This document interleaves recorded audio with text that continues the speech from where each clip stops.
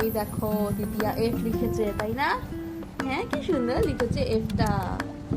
কে লিখলো এটা? আরেকবার লেখো, আরেকবার লিখে দেখাও। এসির মধ্যে দিদিয়া কম্বল মুড়ি দিয়ে বসে আছে।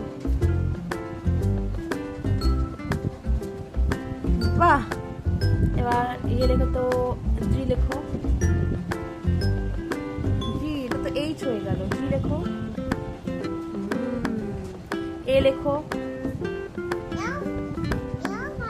এও পারো, লেখো। বি লেখো। সুন্দর করে একটু বড় করে লেখা, তো কুটি কুটি করে লিখলে কি করে দেখবে লোকে। বি লেখো, বি মাঝখান থেকে গোল, এই পাশে লেখো। বাহ, হেবি সুন্দর লিখেছে দিদিয়া, বিটা না কত সুন্দর লিখেছে। তারপর সি লেখো। বাহ, ডি লেখো। না, এটা কি হলো? এটা হয়নি। ডিটা ভালো করে লেখো, লেখো লেখো, ডিটা ভালো করে লেখো।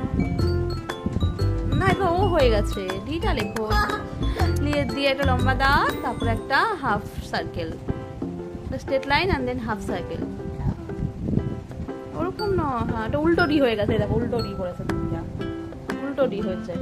স্ট্রেট লাইনটা আগে হবে, স্ট্রেট লাইনটা আগে হবে এরকম, দেন এখান থেকে হাফ সার্কেল ডি।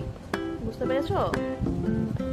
লিখতে পারে, এক সময় লেখে ও মোটামুটি আই এইচ এইচ আই সবই লেখে।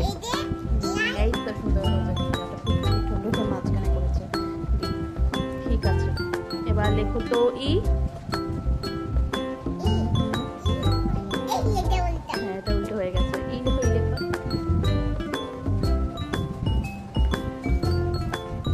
বাহ, অতগুলো দাগ হয় নাকি? ঠিক করে 3টে দাগ হবে। এটা সব মোছো, ডিলিট করো। আবার ই লেখো, ই লেখো, ই লেখো, সুন্দর করে লেখো। ইটা